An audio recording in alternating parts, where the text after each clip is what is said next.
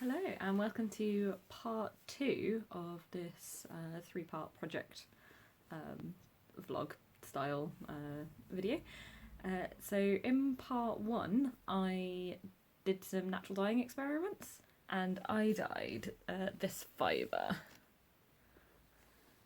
So this was using some of the leaves that I found in my garden for the red robin plant, and I've got this sort of as it's dyed, and then this one which is the iron bath, which is the kind of darker colour. So the second part of this process is going to involve carding and spinning the yarn, and then I'm going to reveal what the project is that I'm making and take you on a little bit on the journey for knitting it, because I'm going to knit it into a specific project, which I'm keeping secret for the mystery. It goes quite well with this mysterious mobster lighting. Anyway, so there's loads of different options when it comes to spinning yarn, and because I've got kind of comfortable with a few different ones, it now means that I have choices. Annoying. So the first thing is how I am going to prep it, whether I'm going to card it or comb it or whatever. I think I'm going to hand card it. I was considering, because my preference is at the moment for using the drum carder. I find it the easiest, and it makes the bats, which I quite like working with, to spin. But I'm not so keen on. I don't think there's enough fibre for it. Sorry, I've been having a bit of a rough week for like mental and physical health, and that means that I lose my words more. But I'm sitting and I can sit and spin. But I just wanted to film a little intro for it. So hand carding. This is only ever going to be enough to spin on a spindle. It's like it seems a little bit pointless to like even get a bobbin out to spin. For the other fibre where I've got more of it, I think maybe I'll just see how I go. I think I'm probably going to start on a spindle because I quite like the idea of just sitting, having the TV on and spinning that way. But I might switch it over to my iSpin if I feel like it at some point. But I think I'm going to hand card it all and then spindle out. And excitingly, as I mentioned in one of my whip busting challenge videos, I got gifted a whole load of spindles, so I'm going to use this as an opportunity to play around with one of the spindles that I haven't used yet.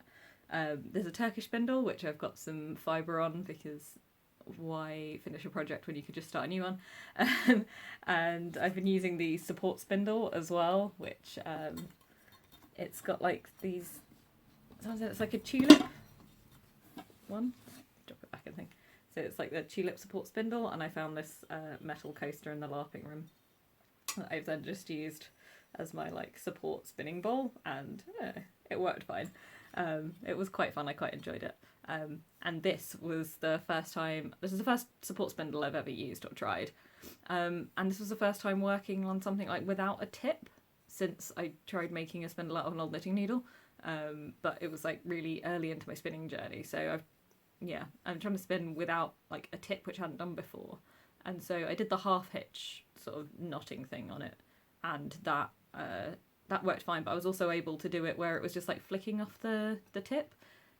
If that doesn't make sense and there's like a desire to know more about it, the Gillian Eve foot treadling video explains it a little bit better. And I think it's also how you spin cotton on the like suitcase sharker, like the bookcase spinning things, briefcase spinning things anyway. So I've tried those. There are 2 in there that I haven't tried yet. There's this one, which is a like centre whirl spindle, and I haven't tried that before. So I've tried like top whirl, and obviously something like the support spindle is bottom whirl.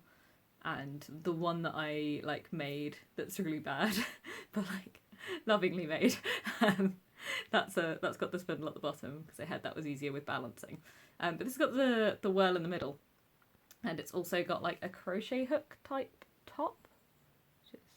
So it's just got like this little groove cut into the wood as the tip, as opposed to more of like a cup hook. So that's another new thing on here. And I suppose that means I have to spin to a certain fineness to get it in there, because if it was like really chunky it wouldn't catch. And then the other one that I've got is more like a regular top whirl spindle. I think if I'd walked past this on a market stall I wouldn't have bought it because it just seems quite boring, but then to be like given it, it's like, oh, it's exciting and different, because it's got a different kind of like hook in the top where it's always just like bent wire as opposed to like a manufactured cup hook, which is quite interesting. So I'm wondering if this was a made on a market stall rather than like made in a factory type spindle. That's got a little bit more of that kind of homemade to it. It like almost looks like paperclip wire. And it's also got a square spindle, and there's something appealing about that because I find it reasonably easy to like saw wood into a square and drill a hole in it. So that could make it really easy to make spindles, but it's quite hard to cut a circle. Like I've tried doing it before, and we've got a thing that goes on the drill, and I'm not very good at it, and it's always a faff. Which is why the whirl on the spindle that I made really badly looks like it does. So yeah, I've got this one as well. But if a square spindle works, if a square whirl on the spindle works, then that sort of bodes well for any future production that I might want to do. Not to like make and sell, but just in a it'd be kind of fun to make spindles to then perhaps be able to give them away as like spinning gifts. So I'm not quite sure which one of these that I want to try. I think I'm going to do this one first because it's more different and interesting. So, and I'm going to do that with this one. And this I'm going to just ply off a centre pole ball. If I hate it, I'll switch to the other spindle. So yeah, I'll get some footage of me carding and starting out on the spin. And then, yeah, check back in.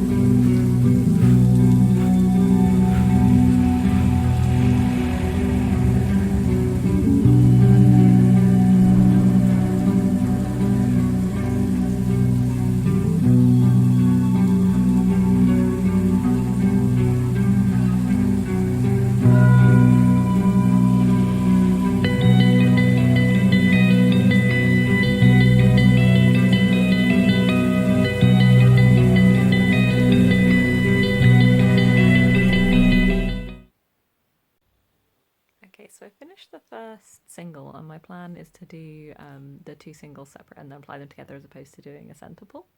And so this is looking how it looks. I think I'm possibly spinning it a bit too thin, so I've done like a sewing thread width of a human hair ridiculousness. But what I realised is because the other end is like a little point, in my head I was like, oh, that means I could use it as a support spindle, and like technically I could put that down sort of at the other end. I could put that down into the spinning bowl. But what I could also do, because this is like a tip, and since the whirl's in the middle, I can turn it over. So I'm going to have a go at doing the single on like the other end, and then maybe plying it on the other one, and just seeing how like annoying that is. So yeah, that feels like an absolute genius moment. It might be insane, and it might be a really bad idea for some reason, but yeah, guess I'll check back in.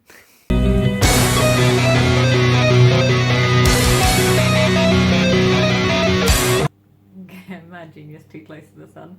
So I was like, oh, it's so smart. I've wound it using each one as a tip, and that was quite fun. And you can see which one I'm more comfortable with. So this like really delicate, like consistent thin yarn, and then this side where I've been not using a hook at the top.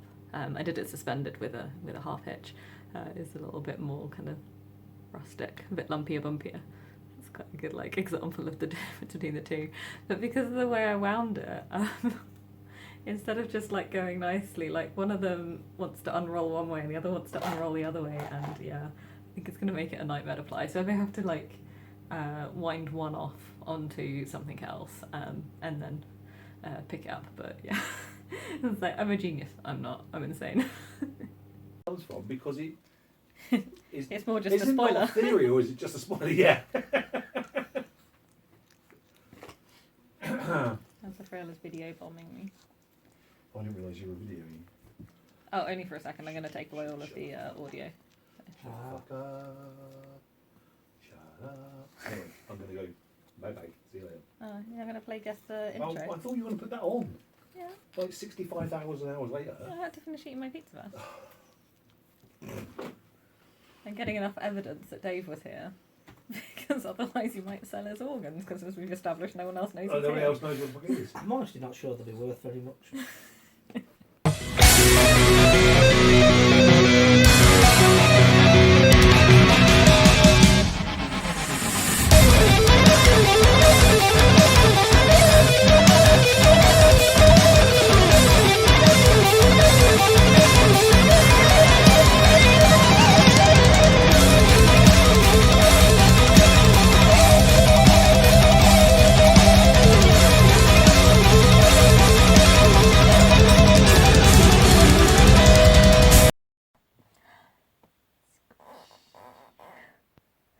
So all of the fibre has been carded. I didn't bother rolling it up into like Rolag, partially because it wanted to stay a little bit flat. And also because when I do Rolags, I usually just then unroll them to do them anyway. So I've just got them in their like square form from off the carder, and also then stacked up nicely. And I think I've decided I'm going to spin it on my iSpin, so I'll get some footage of that. I've got the bobbin set up. I took off the previous project. I didn't finish the previous project, I just took it off. And I've also got this finished. So this is the really small part of stuff that I'd dyed but then hadn't put the iron bath on it. So it's the same dye pot, it's just this one also then had the iron bath on it, so I've got the contrast.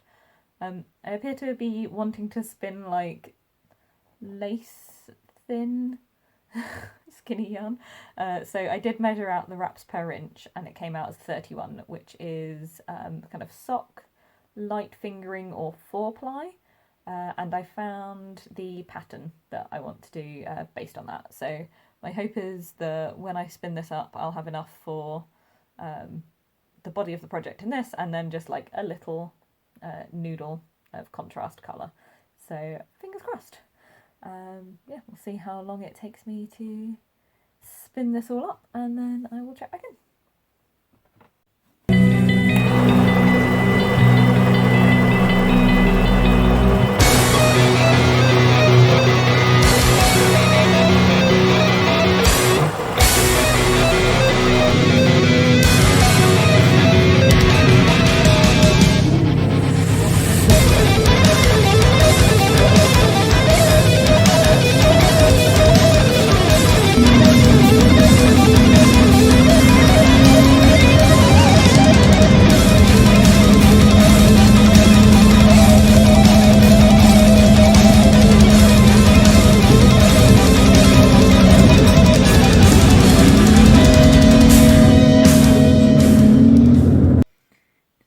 Check in with a little update.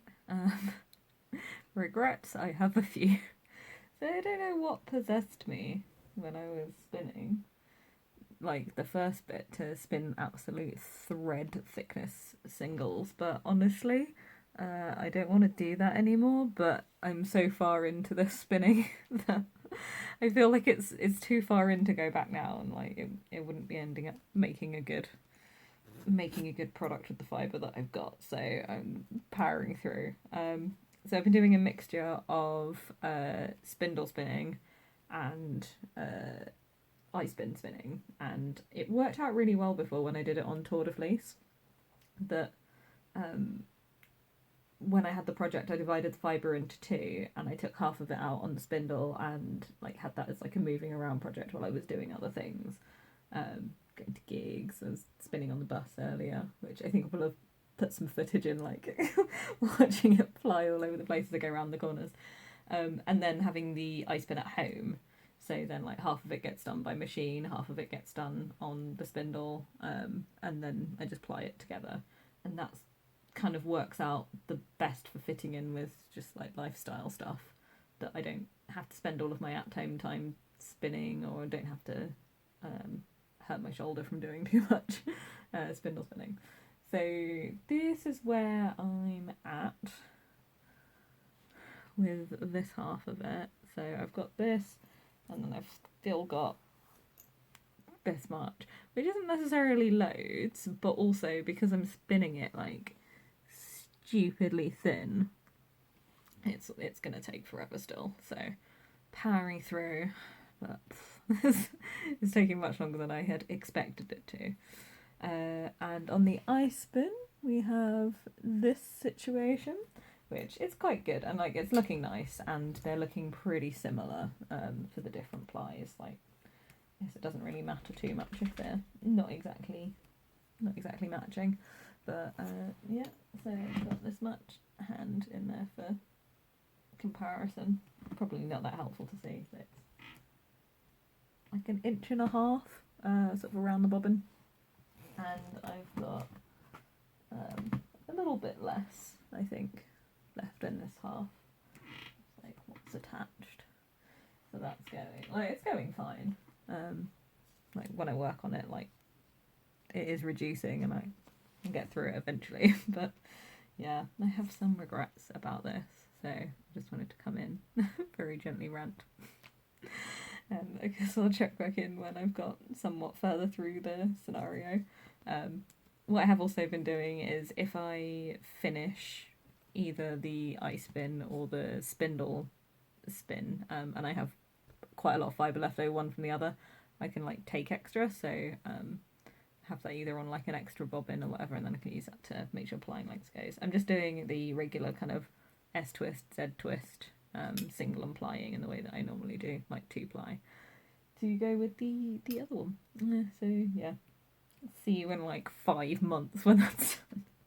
It's not going to take that long, but I thought it was going to take like 2 days, and I think probably it's going to take more like 6 or something like that.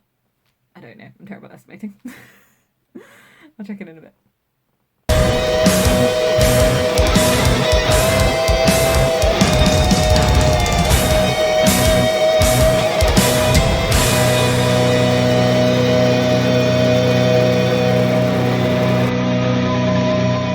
Okay, the boredom caught up to me. I'm trash.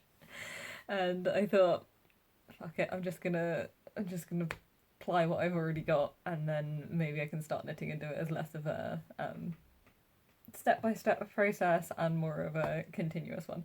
So I'm going to show you what I've got and what I'm doing a little bit. So I've got this much fibre left, which is still quite a lot. My dumbass estimating brain is going to say that it's about half of what I had, so I've done basically half of it's spun up, and then the other half is here. And like obviously this isn't going anywhere, I'm just going to put it in this pouch, and I'm waving this pouch at the camera so then I can find it later and remember where it is. It is in the green and purple pouch, just in case I can't find it later when I'm like halfway through the project. And I'm going to pop the spindle back in there as well, because that was going quite nicely for that one, and I think I have enough that it can live in the project bag now. What I have plied here on the bobbin is this much, which isn't loads. I'm wondering if it's going to be like more than this or not. I don't know, because normally when I spin, it's been a lot thicker. I had some other stuff because I was trying out a spindle. So like for comparison, this is the kind of thickness I normally spin, which by itself is still quite thin. Like sort of that thick.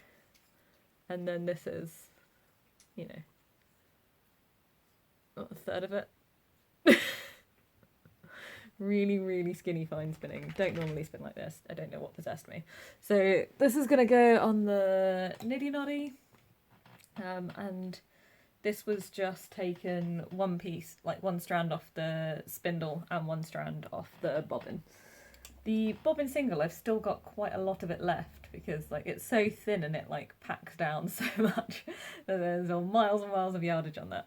So I've got a few options with this. One of them, this is my lazy K, that's why it's on a long knitting needle. So one of the options with this is that I could take out a let's not. One option that I could do is just wait until I've spun up another single and then spin this up with it. I don't think I'm going to do that. That's not the life that I'm in. It was putting me off and I was getting stuck with it. So let's just do what I can to get it continued, finished, come back, do more if I need to. If you've seen any of the Mine Walden videos, so you know, big fan, You've seen her do a plying bracelet, which involves putting the finger forward and like putting it around like that.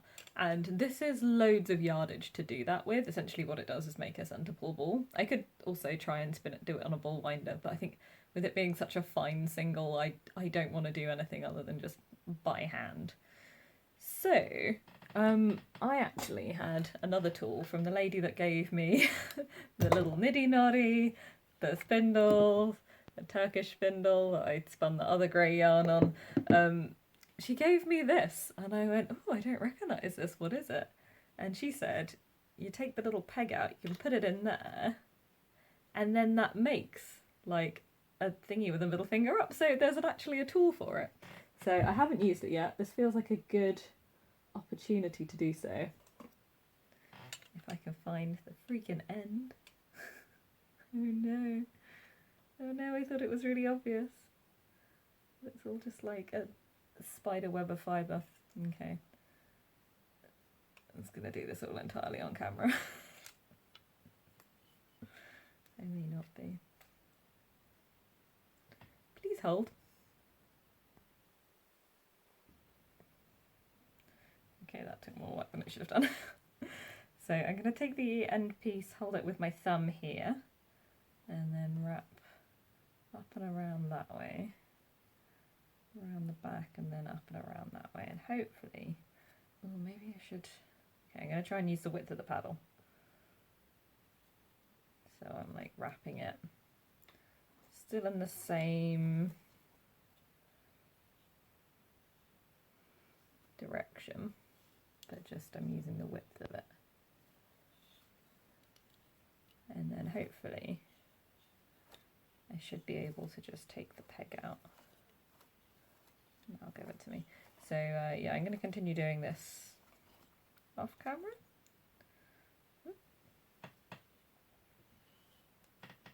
Don't tell anyone I knocked my singles.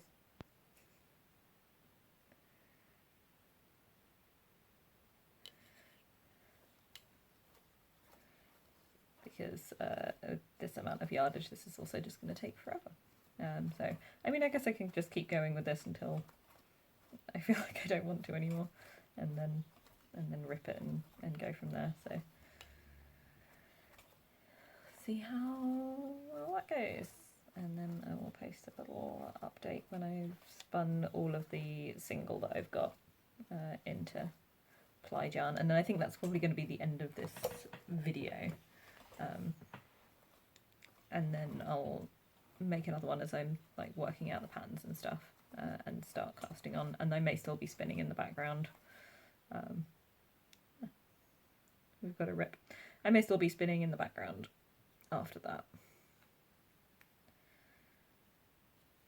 But yeah.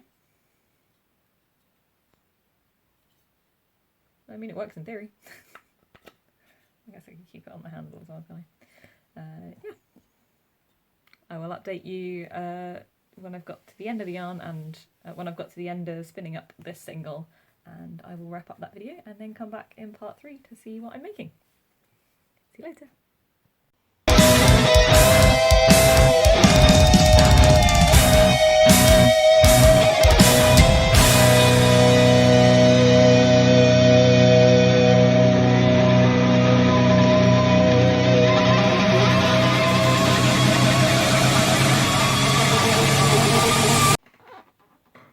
Unrevealed. Accidentally pre-revealed. So yeah, I finished spinning up all of the singles, I finished plying it, and that's all I'm going to do in this video. As I just mentioned, I've still got fibre left, so I will spin more if I need it. But this is the yarn that I had already, the dyed but then not in the iron bath. And then this is the other yarn that I've got that I've spun. So 3 skeins, similar-ish size. I think this one in the middle is a bit fatter. But yeah, 3 little noodly skeins. I think they look really pretty together. It's come out nice. It's got a kind of tonal quality to it. So feeling a little bit better about the dyed aspect of it. And also it's obviously like a really fine spin, which while amazing while annoying to do, looks amazing at the end. So not mad about that. I'm going to be back for part 3 to show you the project that I am making with it and to kind of bring you along on that journey as well. But yeah, this is what I've got so far, and this is all I'm doing on camera, and I'll do more if I need to. At the end of the dyeing video, I said that I could still feel a certain amount of like lanolin, because I normally spit in the grease, but I'd scoured it a lot heavier than I normally did in order for the dye colour to take, and I clearly scoured it enough for the colour to take. Like, this is what we've got going on. But having like worked it and having like seen how it's interacted with my fingers while I've been spinning it, I'm wondering if some of the metal, like tiny little shards, are still in it, essentially. Not like big splinters or anything, and I think if I've had any little bits in it and stuff, it has just been plant matter, which I didn't necessarily pull out very well. But the like my fingers in the little fingerprint bits have kind of had little almost sooty bits in it. So I'm wondering if I've accidentally made like weighted yarn, like the weighted silk that Nicole Rudolph made a video about, like, which then became shattered silk. So not sure about that. I will say it kind of feels a little greasy and gross, and I'm wondering if that's what I was feeling when I was rinsing it out as well. So I don't know about that. I think maybe there was a little bit too much iron in there, like a little bit more metal than it was supposed to have. But yeah, so that's it for this video, and I will be back to do the knitting project with this yarn that I have spun, and during that point I will let you know if I've had to stop and spin more. Anyway, you can fit a lot of rubles in a dead rat if you really try. And I'll catch you later.